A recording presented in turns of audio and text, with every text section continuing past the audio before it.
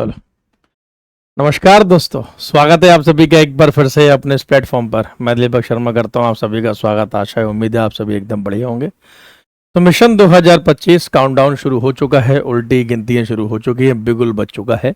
SSC ने अपने notifications निकालने शुरू कर दिए हैं। हाल ही में आपको फेज 13 यानी कि सिलेक्शन पोस्ट का नोटिफिकेशन भी आ चुका है। उसका भी एग्ज़ाम बहुत जल्द आपको देखने के लिए मिलेगा। साथ में एसएससी सीजीएल के भी एग्ज़ाम्स के नोटिफिकेशन कभी भी आ सकता है, मतलब उसका भी एग्ज़ाम आपका हो ही जाएगा अगस्त तक।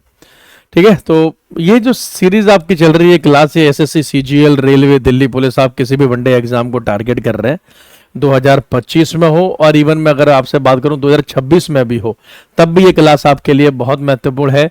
ये सीरीज जो मैंने आपकी चलाई है कंप्लीट जीएस की सीरीज है। ज्योग्राफी भी है, इकोनॉमिक्स भी है, हिस्ट्री भी है, पॉलिटी भी है, करंट अफेयर भी है और स्टैटिक जीके भी है। थोड़ा समय लगेगा मतलब पढ़ते पढ़ते, लेकिन एक समय के बाद ऐसा आएगा कि आपको कोई किताब देखने की आवश्यकता नहीं पड़ेगी, कोई और सीरीज, कोई और प्लेटफॉर्म फॉलो करने की आवश्यकता नहीं पड़ेगी। आपके अकेले दीपक सर ही काफ़ी हैं आपको जीएस पढ़ाने के लिए। टॉपिक आज का जो मतलब है वो सिटीजनशिप प्लस फंडामेंटल राइट्स यानी कि मौलिक अधिकार के क्वेश्चन है, और सिटीजनशिप यानी कि नागरिकता के आपके सवाल है। ठीक है, पूरे में से पूरे नंबर वाली क्लास है, डेफिनेटली है। पीवाईक्यू बेस्ड सवाल है, यानी ऐसे एक्सपेक्टेड सवाल, ऐसे संभावित प्रश्न जो आपके आने वाले समय में आपसे पूछे जा सकते हैं। तो पॉलिटी की क्लास नंबर 2 है, जो कि जीएस के लिए बहुत अहम है। तो जो बच्चे नए हैं, जिन्हें नहीं पता, एक तो लाइक शेयर सब्सक्राइब कर दें। चलिए इसी के साथ ही क्लास की शुरुआत करते हैं। ठीक है, आशा है, उम्मीद है कि आपको ये क्लास पसंद आएगी। इससे पहले एक क्लास हो चुकी है, यानी क्लास नंबर 2 हो चुकी है। लास्ट में मैं आपको मतलब बता दूंगा कि ये सारी क्लास आपको कहाँ मिलेगी। एक तो जिस प्लेटफॉर्म पे उसी पर ही मिलेगी, और क्लास नंबर 1 हो चुकी है, तो क्लास नंबर 2 है। ऐसे धीरे धीरे करके हम पूरी topic wise, chapter wise polity finish करेंगे। इसके बाद हम chapter wise, topic wise geography finish करेंगे, फिर हम हिस्ट्री फिनिश करेंगे। 3 सबसे इंपॉर्टेंट टॉपिक्स को लेंगे, 3 सबसे महत्वपूर्ण टॉपिक्स को लेंगे, और साथ साथ में आपको वीकली यानी कि साप्ताहिक करंट अफेयर की भी क्लास मिलेगी। करंट अफेयर भी मैं आपको यहाँ पर कराऊंगा, तो उसके लिए भी आप एकदम रेडी रहे, तैयार रहे, तत्पर रहे। स्टैटिक जीके भी मैं आपको कराऊंगा। पहला क्वेश्चन, पहला सवाल ये रहा आप सभी के सामने। लेकिन मैं इससे पहले आपको पहला क्वेश्चन कराऊं, पहला सवाल कराऊं, मैं आपको कुछ बातें बता देना चाहता हूं फंडामेंटल राइट्स से, मौलिक अधिकारों के बारे में। जो क्वेश्चन आपसे मतलब फंडामेंटल राइट्स को लेकर बनते हैं। देखो, फंडामेंटल राइट्स को लेकर जो सवाल आपका बनता है, मौलिक अधिकारों को लेकर जो क्वेश्चंस आपके बनते हैं, फंडामेंटल राइट्स, मौलिक अधिकार, सबसे पहली बात तो ये बनता है कि ये कॉन्सेप्ट हमने कहां से लिया है, किस देश के संविधान से लिया है। तो आंसर आपका होगा from USA, constitution of USA, America के संविधान से लिए। ऊसा मत लिख देना, यूएसए। ठीक है, तो हमने अमेरिका के संविधान से लिया है फंडामेंटल राइट्स से मौलिक अधिकारों की अवधारणा। दूसरा क्वेश्चन आपका यह बनेगा कि फंडामेंटल राइट्स को संविधान का मैग्ना कार्टा कहा जाता है, यानी कि Magna carta of the constitution, ये संविधान का मैग्ना कार्टा है। मैग्ना कार्टा का मतलब ही होता है बहुत ही इंपॉर्टेंट डॉक्यूमेंट, यानी कि महत्वपूर्ण दस्तावेज। फंडामेंटल राइट्स को हम संविधान के पार्ट 3 भाग 3 में पढ़ते हैं, यानी कि जब हम संविधान पढ़ना शुरू करते हैं, पहला भाग, दूसरा भाग, तीसरा भाग, तो तीसरे भाग में फंडामेंटल राइट्स, मौलिक अधिकार को पढ़ते हैं। और किस आर्टिकल से लेकर किस आर्टिकल तक पढ़ते हैं, किस अनुच्छेद से किस अनुच्छेद तक पढ़ते हैं, तो 12 to 35 पढ़ते हैं, 12 से 35 पढ़ते हैं। 12 से 35 जो आपके आर्टिकल हैं, जो आपके अनुच्छेद हैं, ठीक है, वो आपके फंडामेंटल राइट्स से मौलिक अधिकारों को लेकर हैं। ये आपको बात याद करनी पड़ेगी। ठीक है, तो भाग 3, 12 से 35, फंडामेंटल राइट, मौलिक अधिकार। तो ये तो थी आपके कुछ जो मैंने इंट्रो की बातें मतलब आपको बताई। चलिए अब सवालों के ऊपर चलते हैं। सारे सवाल वो होंगे जो किसी ना किसी आपके एसएससी या एसएससी लेवल के एग्जाम्स में आ चुके होंगे, वनडे एग्जाम्स के लिए है। रेलवे एनटीपीसी वाले जो मतलब बच्चे हैं, इस सेशन को बहुत अच्छे से देखें, बहुत अच्छे से फॉलो करें। देखिए जी भाई, पहला क्वेश्चन, पहला सवाल ये रहा आप सभी के सामने आपकी स्क्रीन पर। क्वेश्चन है, निम्न में से किस अनुच्छेद में पाकिस्तान से भारत आए लोगों के लिए नागरिकता के अधिकार का उल्लेख है? In which of the following article the right to citizenship for the people who came to India from Pakistan is mentioned? Article 4, article 8, article 6 यानी कि आर्टिकल 10। तो अनुच्छेद 4, 8, 10 और 6 सीपीओ एसआई 2016 का ये पूछा गया आपका क्वेश्चन, ये सवाल है। मतलब किस आर्टिकल में अधिकारों के बारे में दे रखा है, नागरिकता के बारे में दे रखा है, वो लोग जो पाकिस्तान से भारत आए थे, यानी कि जो पाकिस्तान से इंडिया माइग्रेट हुए थे, तो 1947 के दौरान, 1950 के दौरान ऐसे लोग जो पाकिस्तान से इंडिया आए थे, उनके लिए किस आर्टिकल, किस अनुच्छेद में दे रखा है। तो ये क्वेश्चन आपका ना सिटीजनशिप का है। किस चैप्टर से है? ये सिटीजनशिप है, ये नागरिकता वाला जो चैप्टर है ना संविधान में, ये उसका सवाल है, पहले समझिएगा। और नागरिकता संविधान का पार्ट 2 भाग 2 में है, यानी कि जो संविधान का भाग 2 है उसका संबंध नागरिकता के साथ है। और नागरिकता को लेकर जो आर्टिकल है वो 5 से 11 है। 5 to 11 जो आपके आर्टिकल्स हैं, 5 से 11 जो अनुच्छेद हैं, वो नागरिकता को लेकर है, यानी कि सिटीजनशिप को लेकर है। अगर मैं सिटीजनशिप की बात करूं, नागरिकता की बात करूं, तो देखो आर्टिकल 5, आर्टिकल 6, आर्टिकल 7, आर्टिकल को हिंदी में अनुच्छेद कहते हैं, आर्टिकल 8, आर्टिकल 9, आर्टिकल 10 और 11 आर्टिकल तक मतलब आपके नागरिकता को लेकर है। और इस 11 आर्टिकल में आप देख सकते हैं, एक तो आप आर्टिकल देखो इस 6 को, rights of citizenship of certain persons who have migrated to India from Pakistan, यानी उन लोगों के अधिकारों के बारे में जिक्र है जो कि पाकिस्तान से इंडिया आए थे। आर्टिकल 7 इसका उल्टा है, यानी उन लोगों के बारे में जिक्र है जो पाकिस्तान के लिए माइग्रेट हो गए हैं, यानी कि पाकिस्तान जो चले गए हैं।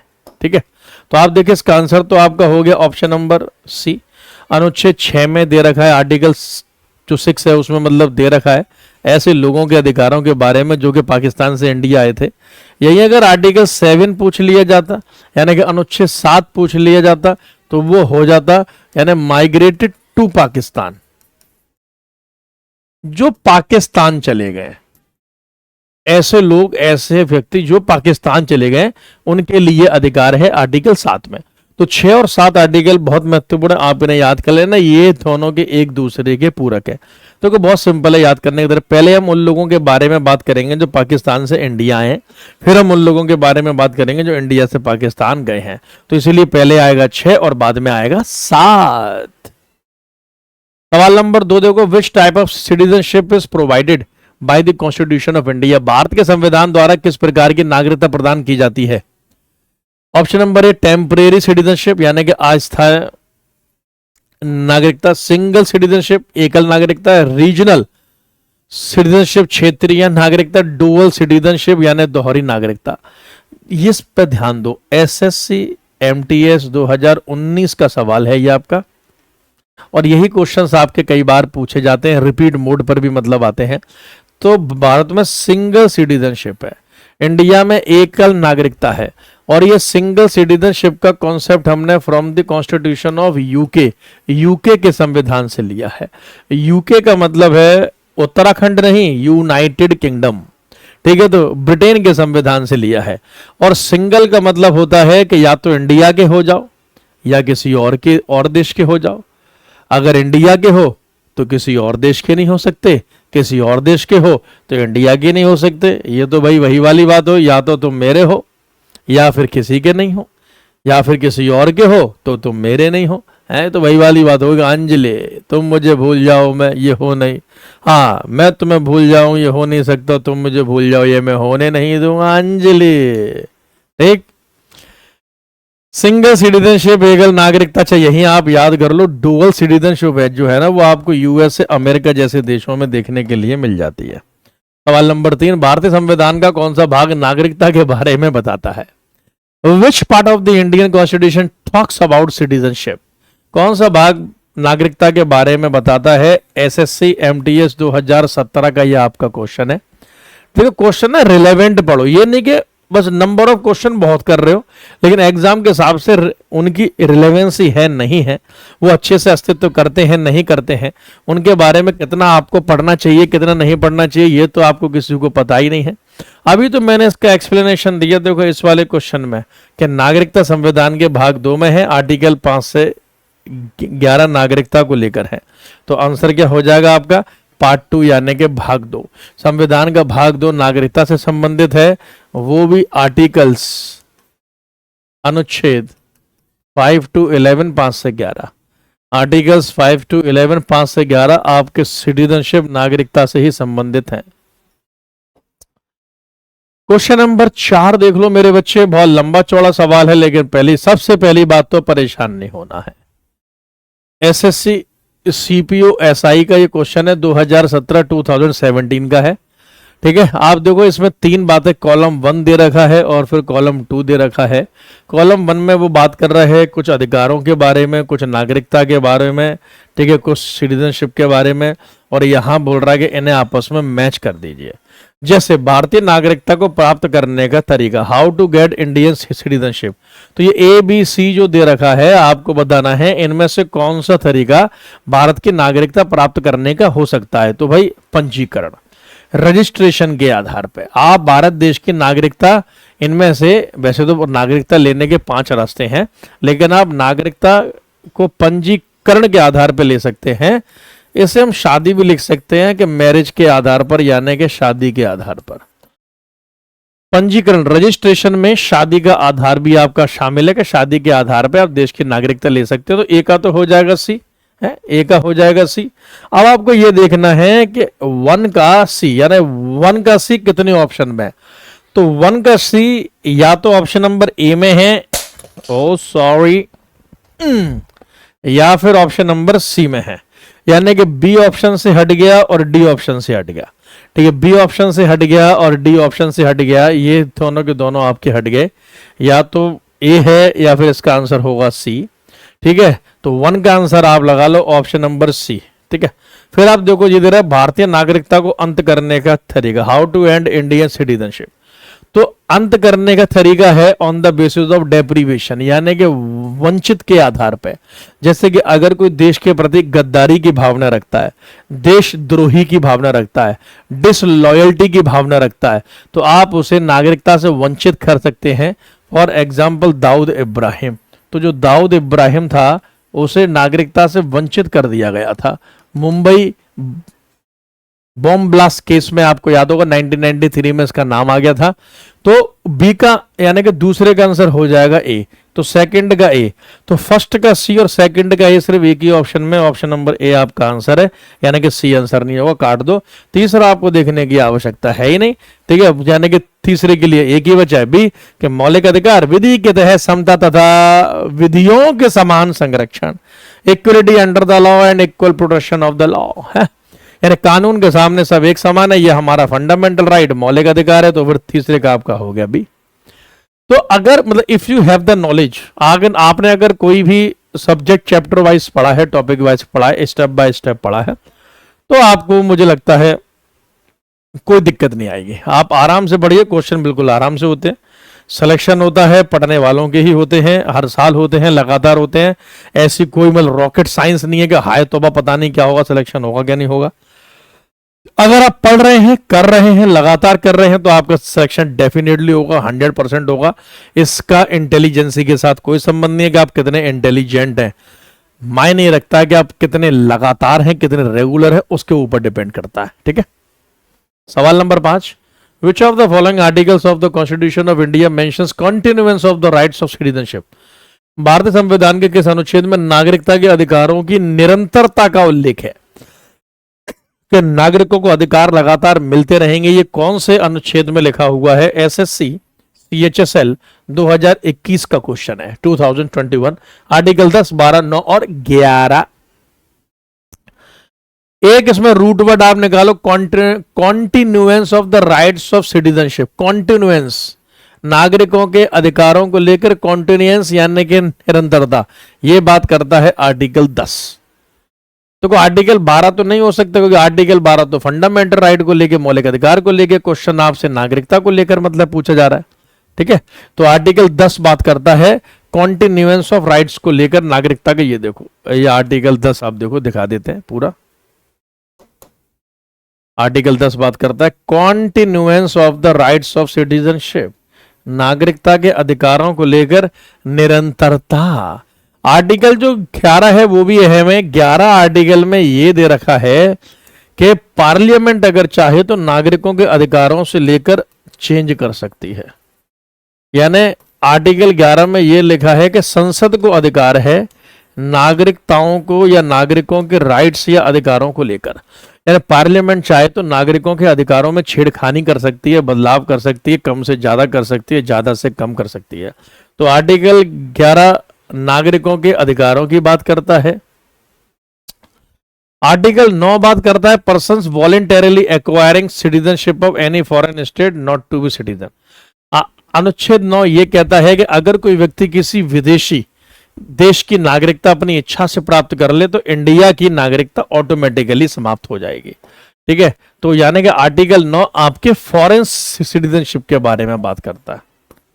फॉरेन सिटीजनशिप, विदेशी नागरिकता के बारे में बात करता है आर्टिकल 9।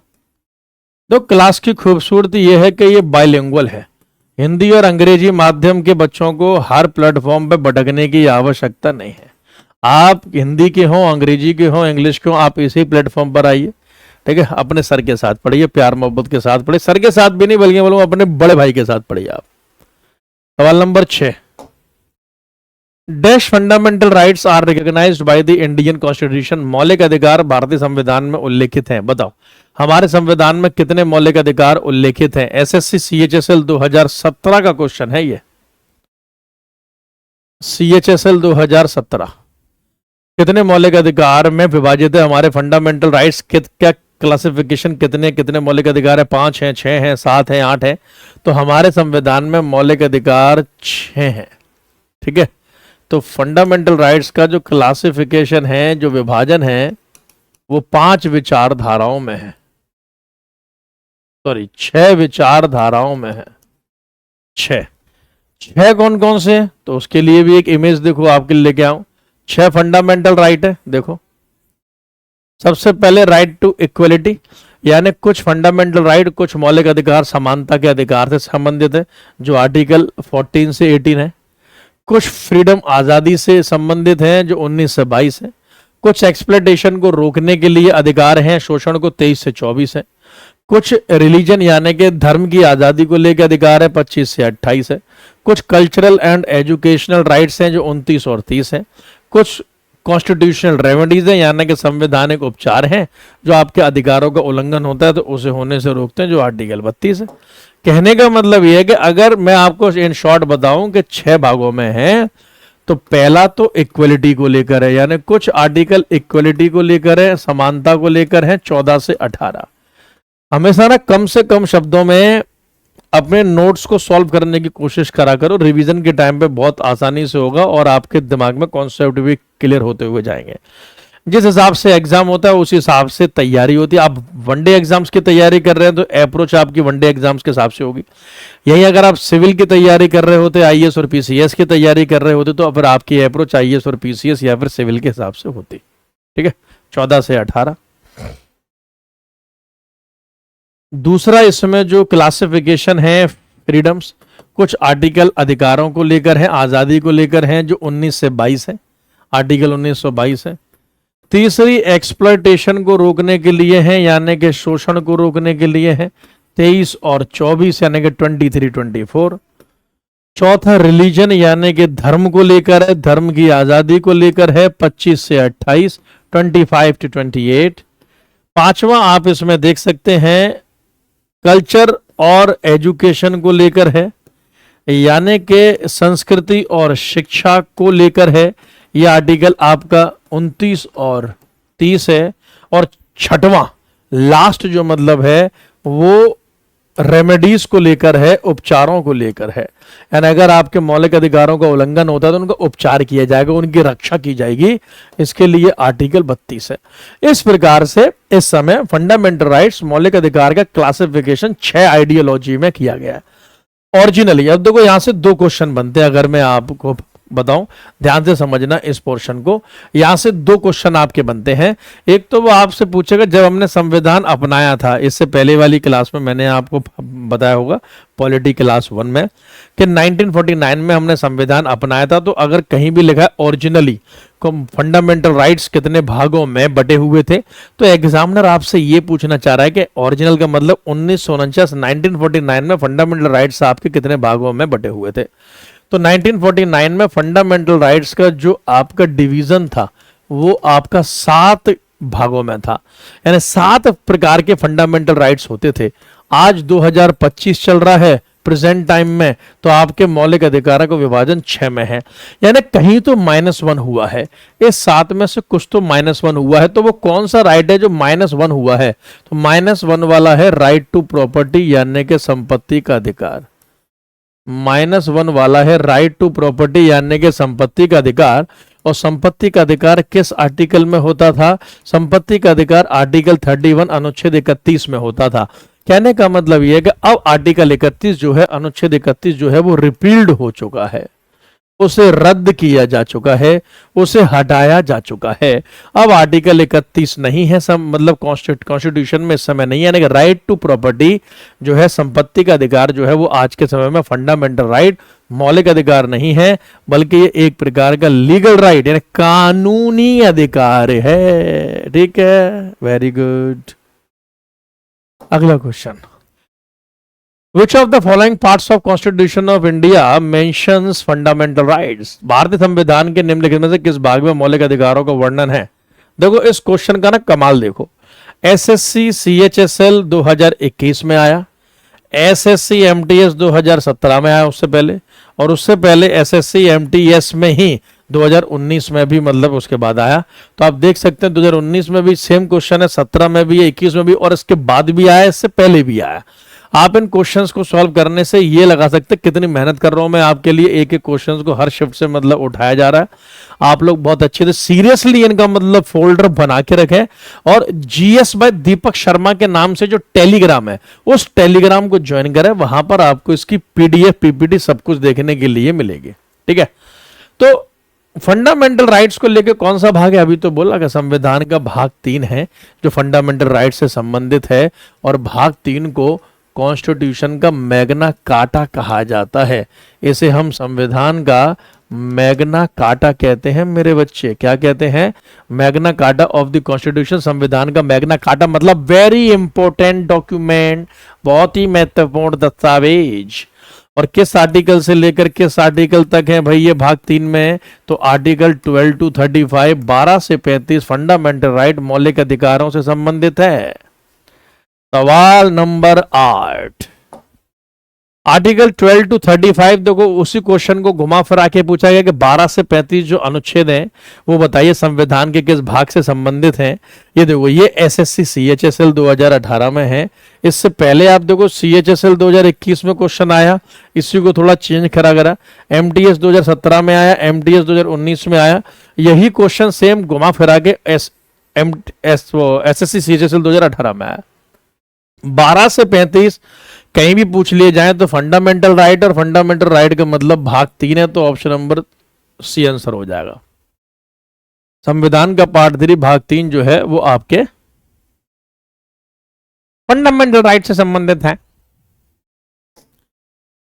सवाल number 9, which of the following articles of Indian constitution deals with the right to equality before law? भारतीय संविधान का निम्नलिखित में से कौन सा अनुच्छेद विधि के समक्ष समता के अधिकार से संबंधित है? चलिए, इक्वलिटी बिफोर लॉ, कानून के सामने सब एक समान है। क्या लिखा है इसमें? विधि के समक्ष समता यानी इक्वलिटी बिफोर लॉ, कानून के सामने सब समान है, तो आर्टिकल 14 है। आर्टिकल 14 कानून के सब सामने सब समान है इसकी बात करता है। ठीक है, तो आर्टिकल 14 हम बोल सकते हैं कि this article establish rule of law in India. यही अनुच्छेद देश में कानून के शासन की स्थापना करता है कि देश में ना तो राष्ट्रपति का शासन होगा ना प्रधानमंत्री का होगा, कानून का शासन होगा। और ये कॉन्सेप्ट हमने कहां से लिया है? तो from the constitution of UK, यानी ये कॉन्सेप्ट हमने यूके के संविधान से लिया है। तो रूल ऑफ लॉ यानी कानून का शासन, ये हमने कहां से लिया है? ये हमने इंग्लैंड या ब्रिटेन या यूके के संविधान से लिया है। ठीक है, 15, 17 ये सब मैं इसलिए नहीं बता रहा हूं क्योंकि अभी इसके आगे क्वेश्चंस हैं। ठीक है, सवाल नंबर 10, भारतीय संविधान के किस अनुच्छेद में अस्पृश्यता उन्मूलन के विषय में उल्लेख किया गया है? In which of the following article constitution is the abolition of untouchability mention? बता दिए, अनटचेबिलिटी यानी छुआछूत, अस्पृश्यता, छुआछूत के आधार पर कोई भेदभाव नहीं होगा। तो कौन सा आर्टिकल ऐसा है जो छुआछूत का निषेध करता है? एसएससी एमटीएस 2019 का ये क्वेश्चन, ये प्रश्न आप सभी के सामने है। कौन सा आर्टिकल, कौन सा अनुच्छेद छुआछूत का निषेध करता है? छुआछूत को होने से रोकता है, अनटचेबिलिटी को रोकता है। कौन सा आर्टिकल? तो आर्टिकल 17 ये काम करता है। आर्टिकल 17 काम करता है अबोलिशन ऑफ अनटचेबिलिटी, यानी कि छुआछूत या अस्पृश्यता का निषेध, कि भाई कोई इसका बढ़ावा नहीं देगा, अगर किसी ने दिया तो आपको सजा हो सकती है। और इसको लेकर एक्ट यानी कि कानून जो आया था 1955 में आया था। छुआछूत को लेकर कानून, जो अपराध कानून आया वो 1955 में, ये साल याद रखना, 1955 में आया। आर्टिकल जो 16 है इसमें equality of opportunity in the matter of government job है, यानी सरकारी नौकरियों में एक समान अवसर की समानता, article 16। Article 21 right to privacy, यानी कि राइट टू लाइफ, जिंदगी जीने का अधिकार है। आर्टिकल 25 आपकी धर्म की आजादी को लेकर है, right to freedom of religions. सवाल नंबर 11,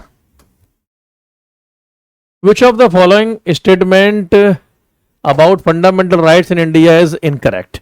भारत में मौलिक अधिकारों के संबंध में निम्नलिखित में से कौन सा कथन गलत है? अब देखो एसएससी में आपको थोड़े लंबे क्वेश्चंस भी देखने के लिए मिलेंगे।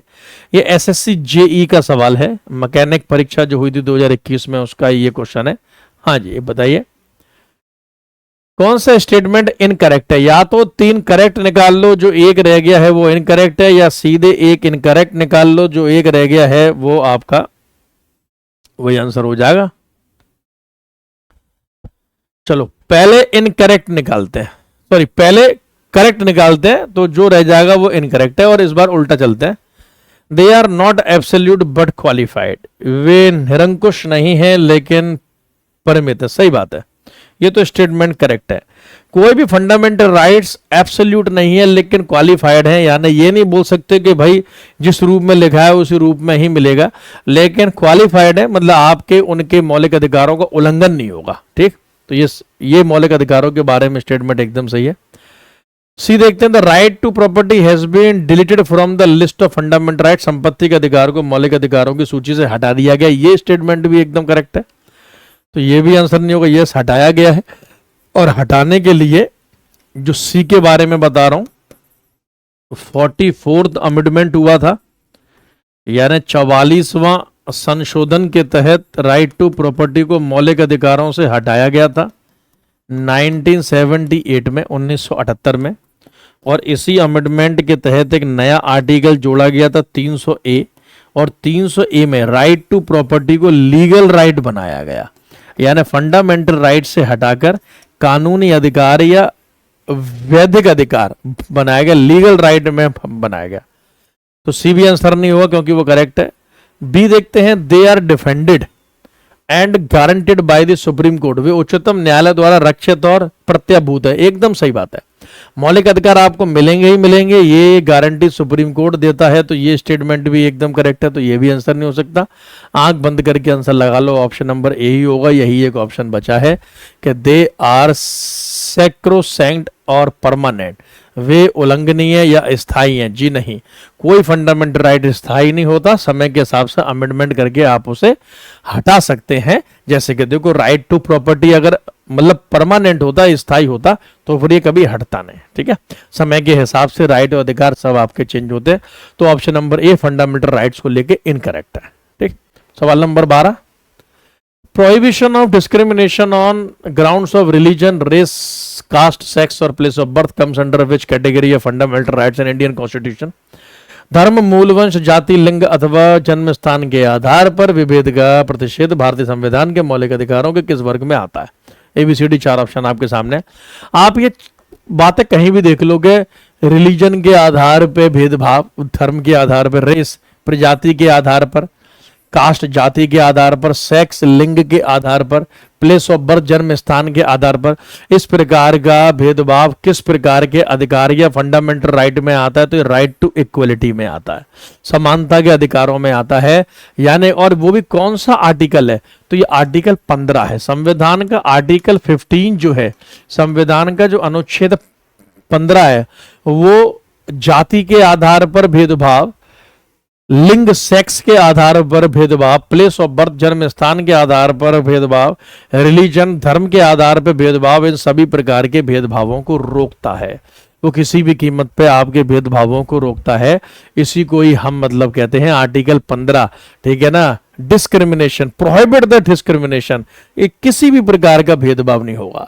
जैसे राइट टू फ्रीडम जो है ये आर्टिकल 19 है, कॉन्स्टिट्यूशनल रेमेडीज जो ऑप्शन बी है ये 32 है, right to freedom of religion जो है ये 25 से आपके 28 है, ठीक है। एसएससी CHSL 2018 का ये आपका सवाल है।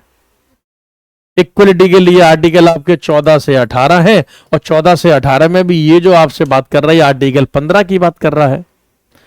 14 में बोला था इक्वलिटी बिफोर लॉ है, 15 में ये है, 16 में सरकारी नौकरियों में एक समान अवसर की समानता है, 17 का क्वेश्चन अभी मतलब हमने एक किया आपका, ठीक है, अबोलिशन ऑफ अनटचेबिलिटी वाला है, 18 का आ जाएगा।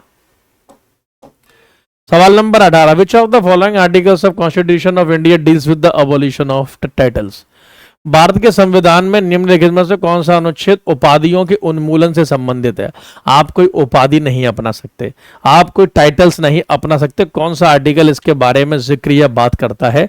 एसएससी जेई 2021 का ये आपका मतलब क्वेश्चन है। देखो 5 तो आंसर नहीं हो सकता, क्योंकि ये फंडामेंटल राइट के चैप्टर से संबंधित नहीं है ये आर्टिकल, ये सिटीजनशिप नागरिकता से है। 43 भी नहीं हो सकता, क्योंकि ये भी फंडामेंटल राइट के चैप्टर से नहीं है, ये भी DPSP से है। तो ये तो 2 आउट ऑफ 5 हो गए, ठीक है, ये भाग 2 से है। या तो 18 होगा या 26 होगा। 26 में रिलीजन को लेके अधिकार है, धर्म को लेके अधिकार है, तो ये भी आंसर नहीं हो सकता। एक ही आपका आंसर बचा, ऑप्शन नंबर ए। 18वां आपका आंसर है, क्योंकि 18वां में लिखा है अबोलिशन ऑफ टाइटल्स, आप उपाधियों को नहीं अपना सकते, उपाधियों का उन्मूलन है। यानी कि जैसे पहले के जमाने में राजा महाराजा उपाधियां नहीं अपना देते, अजीम शान शहनशाह मरहबा आ रहे हैं, हिंदुस्तान मलिकाए हिंदुस्तान पधार रही हैं, ऐसा नहीं हो सकता। जैसे अब मान लो कि मेरा नाम दीपक शर्मा है, तो मतलब ये नहीं होगा कि श्री श्री 1008 विक्रमादित्य दीपक शर्मा सर पधार रहे हैं। अगर ऐसा हो रहा है तो ये आर्टिकल 18 का उल्लंघन है। आप कोई टाइटल यूज नहीं कर सकते, उपाधि नहीं लगा सकते, अनटिल और अनलेस वो उपाधियां आपके सरकार के द्वारा मंजीकृत हैं। यानी कि अगर गवर्नमेंट ने अप्रूव्ड कराया, किसी कॉलेज ने अप्रूव्ड कराया, सरकार ने उसकी मंजूरी दी है, तो आप उपाधियां अपना सकते हैं। चाहे वो आपकी मतलब डॉक्टर हो, इंजीनियर हो, IPS हो, IAS हो, एडवोकेट हो, जज हो, कैप्टन हो, मेजर हो, लेफ्टिनेंट हो, कुछ भी हो, ऐसी उपाधियों को आप अपना सकते हैं। सवाल नंबर 14, समस्त भारतीय नागरिकों को समानता के लिए आश्वासन कौन करता है। Who assures equality to all Indian citizens. बहुत ही प्यारा क्वेश्चन है। बताइए भाई, सभी नागरिकों को इक्वलिटी समानता मिलेगी, ये आश्वासन हमें कौन देता है। देश का राष्ट्रपति, देश का प्रधानमंत्री, चीफ जस्टिस ऑफ इंडिया यानी कि देश का मुख्य न्यायाधीश, या फिर कॉन्स्टिट्यूशन ऑफ इंडिया यानी कि भारत का संविधान। SSC MTS 2017 का ये आपसे क्वेश्चन मतलब पूछा गया है, आपको बताना कौन आश्वासन देता है इक्वलिटी टू ऑल सिटीजन। तो ये आश्वासन हमें प्रदान कराता है देश का संविधान। अरे क्वेश्चन जैसे इस कॉन्स्टिट्यूशन ओपन करते हो, संविधान खोलते हो, तो उसमें आता है ना लिखा हुआ we the people of India, हम भारत के लोग, प्रियम्बल, तो हर जगह लिखा, फंडामेंटल राइट में भी लिखा है सबके लिए। आर्टिकल 14 से 18 तक इक्वलिटी की बात संविधान करता है, यानी कि संविधान में उल्लेख है, ठीक है। चलिए सवाल number 15, right to move freely throughout the territory of India is the fundamental right under dash of the constitution of India. संपूर्ण भारत के भूभाग में मुक्त रूप से आवागमन करने का अधिकार भारतीय संविधान के किस अनुच्छेद के अंतर्गत मौलिक अधिकार है। किस अनुच्छेद के अंतर्गत मौलिक अधिकार है। हाँ जी, ओके, आप देश में कहीं भी घूम सकते हैं। जैसे अभी मेरा मन है कि भाई मेरे को दिल्ली के पास सोनीपत में एक मुड़तल है, मुड़तल में सुखदेव का ढाबा है, वहां के पराठे बहुत मशहूर है, मुझे पराठे खाने जाना है, अभी की अभी जाना है, रात के 2 बजे जाना है, मुंह उठाओ और चल दो, आपको कोई नहीं रोक सकता। किसी का मन है हरिद्वार नहाने जाना है, गंगा जी के दर्शन करने जाने, चल दो। किसी का मन है भाई कहीं और जाना है, किसी को रात में चोरी छुपे किसी से मिलने जाना है, ऐसा चल दो। तो right to move freely throughout the territory of India, आप भारत के किसी भी हिस्से में आ सकते हैं, जा सकते हैं। यह अधिकार आपको कौन सा आर्टिकल देता है? तो ये 19 देता है। आर्टिकल 19 ये आपको प्रदान कराता है, इसीलिए तो आर्टिकल 19 का संबंध राइट टू फ्रीडम के साथ है, यानी कि आजादी के अधिकार के साथ है, और इन्हीं अधिकारों में कहीं भी आने जाने का अधिकार है। अच्छा, अब आपसे यह पूछे 19 में भी कौन सा आर्टिकल है, यानी आर्टिकल 19 में भी कौन सा आर्टिकल है, तो याद रखना, जैसे कि देखो 19A, ये 19A है, तो 19A आपको अधिकार प्रदान कराता है बोलने का, व्यक्त करने का, यानी आप कुछ भी बोल सकते हैं, कुछ भी एक्सप्रेस कर सकते हैं, व्यक्त कर सकते हैं।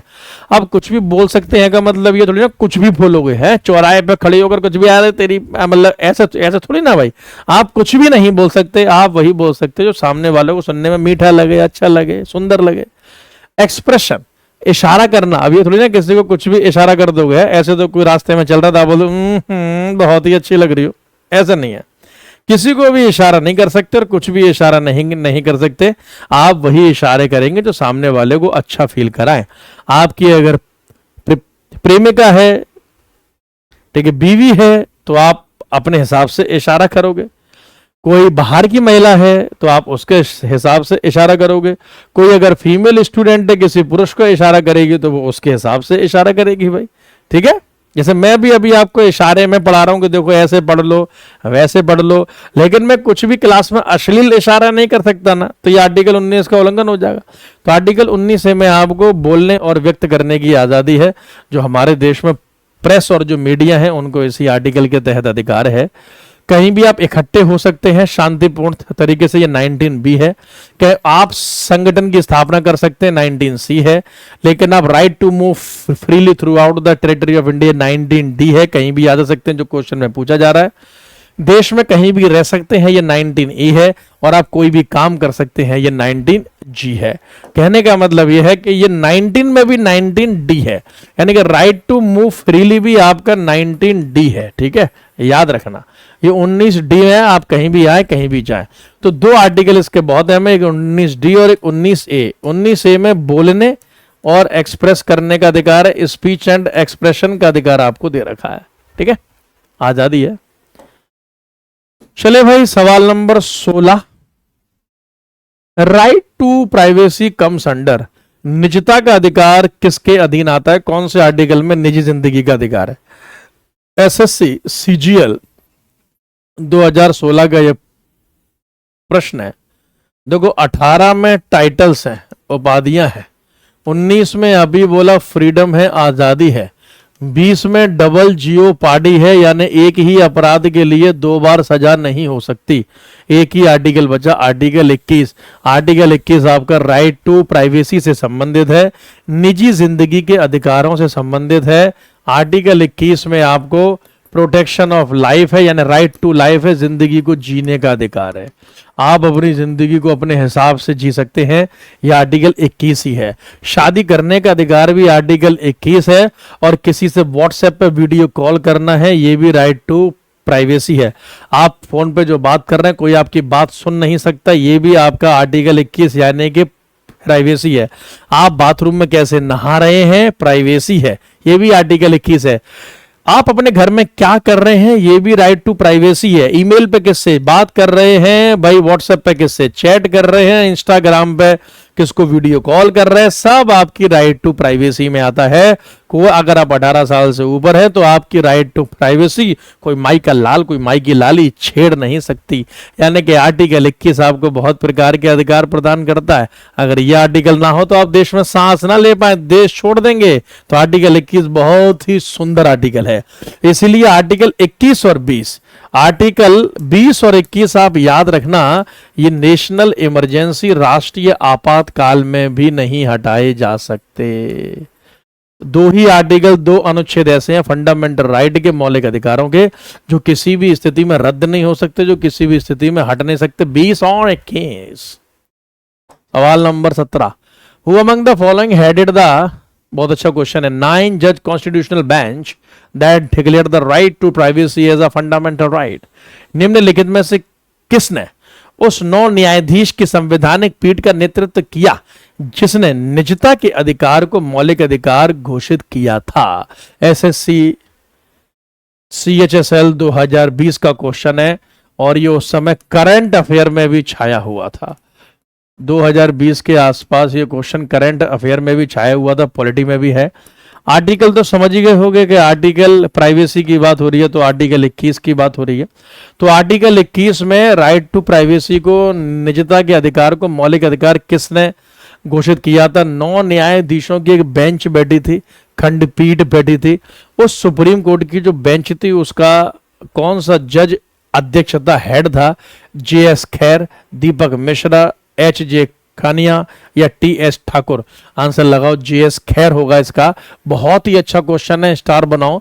जब ये क्वेश्चन आएगा तो आपके अलावा बहुत कम बच्चों के ठीक होने के चांस हैं। JS खैर की बेंच बैठी थी, 9 न्यायाधीश थे और 9 न्यायाधीश, इसके ऊपर बहुत बहस हुई थी और 9 न्यायाधीशों ने मिलकर यही कहा कि राइट टू प्राइवेसी मौलिक अधिकार है, आप किसी की निजी जिंदगी में छेड़खानी नहीं कर सकते। इस केस का नाम था पुट्टा स्वामी वर्सेस यूनियन ऑफ इंडिया, यानी कि पुट्टा स्वामी विरुद्ध भारत सरकार, यानी कि ये केस चला था आपका सुप्रीम कोर्ट ऑफ इंडिया में, ठीक है ना। और 2017 का केस था ये, 2017 का ये मतलब केस था, ठीक है। पुट्टा स्वामी केस में मतलब ये सब हुआ था। आप नाम याद कर लेना, इतना डीप मुश्किल पूछेगा लेकिन फिर भी मतलब IAS और PCS के एग्जाम में तो आ जाएगा, लेकिन वनडे एग्जाम्स में इतना नहीं पूछेगा। पुट्टा स्वामी केस है 2017 का। इसके लिए JS खैर की अध्यक्षता में एक बेंच बैठी, खंडपीठ बैठी और उसने फैसला लिया कि राइट टू प्राइवेसी एक मौलिक अधिकार है, आपकी प्राइवेसी के साथ छेड़खानी नहीं हो सकती। ठीक है जी, चलिए सवाल नंबर 18। भारतीय संविधान का कौन सा अनुच्छेद जीवन की रक्षा और व्यक्तिगत स्वतंत्रता की गारंटी देता है? Which of the article of Indian Constitution guarantees protection of life and personal liberty? बताओ भाई, कौन सा आर्टिकल, कौन सा अनुच्छेद जीवन की सुरक्षा और व्यक्तिगत स्वतंत्रता, जीवन की रक्षा, अरे व्यक्तिगत स्वतंत्रता मतलब इंडिविजुअल फ्रीडम, यानी कि ये प्राइवेसी की बात चल रही है। अरे जाहिर सी बात है, प्राइवेसी की बात चल रही है, लिबर्टी की बात चल रही है, पर्सनल लिबर्टी की बात चल रही है। और जब भी ऐसी बात आएगी जीवन की रक्षा, तो आर्टिकल 21 ही होगा। अरे छाया हुआ है आर्टिकल 21 भाई फंडामेंटल राइट में। आर्टिकल 21 ना होता तो मैं देश छोड़ देता, बिल्कुल देश छोड़ देता भैया। तो आर्टिकल 21 आपकी बात करता है निजी जिंदगी के बारे में, पर्सनल लिबर्टी के बारे में, निजी जिंदगी की आजादी के बारे में, राइट टू प्राइवेसी के बारे में। ठीक है, ये SSC MTS 2019 का सवाल है। सवाल number 19। Which of the following article of Constitution of India makes provision for protection in respect of conviction for offenses? भारतीय संविधान के निम्न में से किस अनुच्छेद में अपराधों की दोषसिद्धि के संबंध में सुरक्षा प्रावधान है? बहुत अच्छा क्वेश्चन है जी, आपके सामने बता दीजिए। Protection in respect of conviction for offences. सवाल नंबर 19। भारतीय संविधान के निम्न में से किस अनुच्छेद में अपराधों की दोषसिद्धि के संबंध में सुरक्षा है? यानी कि अगर किसी को अपराधी घोषित कर भी दिया गया है तो उनके भी अधिकार हैं, वो भी अपने आप को डिफेंड कर सकते हैं। ये आर्टिकल 20 है। ये आर्टिकल 20 है, जैसे कि डबल जियोपार्डी जो मैंने आपको बताया, एक ही व्यक्ति को एक ही अपराध के लिए 2 बार सजा नहीं हो सकती। आर्टिकल 20 में आपके डबल जियोपार्डी भी है, डबल जियोपार्डी भी है। लिख लो, इसे हिंदी में कहते हैं दोहरी सजा से निजात। दोहरी सजा से निजात, एक ही व्यक्ति को एक ही अपराध के लिए 2 बार सजा नहीं हो सकती। SSC CHSL 2021 का ये प्रश्न। सवाल नंबर 20। स्वतंत्रता का अधिकार भारतीय संविधान के किन अनुच्छेदों में वर्णित है? In which of the following constitution is the right to freedom described? स्वतंत्रता के अधिकार, अभी तो बोला 19 से 22, 19 से 22 जो आपके अधिकार हैं वो स्वतंत्रता के अधिकार है। बाकी ये सारे ऑप्शन रॉन्ग दे रखे हैं। एक्चुअल में जो ए है ये 14 से 18 होता तो राइट टू इक्वलिटी, समानता का अधिकार हो जाता। ये जो सी है अगर ये 25 से 28 होता तो फिर ये धर्म की आजादी का अधिकार होता। ये 29 और 30 होते तो ये कल्चर और एजुकेशन राइट हो जाते। 19 से 22 आपके आजादी वाले अधिकार है। SSC स्टेनोग्राफर 2017 का प्रश्न है ये आपका, क्वेश्चन नंबर 20 यानी कि सवाल नंबर 20। तो ये 20 क्वेश्चन मैंने आपको कराए हैं ताबड़तोड़ तरीके से, जो आपके एग्जाम्स में बार बार आते रहते हैं और बहुत इंपॉर्टेंट है। सिटीजनशिप और फंडामेंटल राइट, मौलिक अधिकारों को लेकर ये सिर्फ अभी एक सीरीज की शुरुआत है। एक क्वेश्चन नहीं छोड़ा जाएगा। आप अगर एग्जाम में बैठ गए तो कई किलोमीटर तक आप धुआं धुआं कर दोगे। दीपक शर्मा जी के जीएस के नाम से आपका ये यूट्यूब चैनल आप लोगों के लिए पूरी टीम ने मिलकर, मैंने मिलकर आपके लिए तैयार किया है। इसमें क्लासेस आना शुरू हो गई हैं। बहुत जल्दी आपकी प्लेलिस्ट रेडी कर दी जाएंगी और उन प्लेलिस्ट में आपको वीडियोस मिलना शुरू हो जाएंगे। ठीक है, वीडियोस मिलना शुरू हो जाएंगे। जैसे कि देखो, GS bye Deepak Sharma sir के नाम से ये जो प्लेलिस्ट है, पहली वीडियो कल आ गई थी, दूसरी आ जाएगी। अलग अलग बनवाएंगे इसमें प्लेलिस्ट, जैसे कि आपका पॉलिटी की अलग, ज्योग्राफी की अलग, इकोनॉमिक्स की अलग और हिस्ट्री की अलग। लाइक शेयर सब्सक्राइब अवश्य करें, बच्चों तक इसको मतलब डेफिनेटली पहुंचाएं। ये चैनल आप लोगों के लिए ही स्टार्ट करा गया है। ठीक है, अच्छे से इसे बेटा फॉलो करें। आपको प्रैक्टिस करने के लिए कुछ और आवश्यकता कभी नहीं पड़ेगी, इट्स माय प्रॉमिस। और समझ में सब कुछ आएगा, एक एक पॉइंट आएगा, सब कुछ आएगा। आपका कोई भी वनडे एग्जाम, एसएससी का एग्जाम नहीं छूटेगा, कभी भी नहीं छूटेगा। कंप्लीट जीएस इस पे आपको मैं पढ़ाऊंगा, सब कुछ आपको पूरा सब कुछ देखने के लिए मिलेगा। Thank you so much, bye bye, take care, all the very best guys, thank you.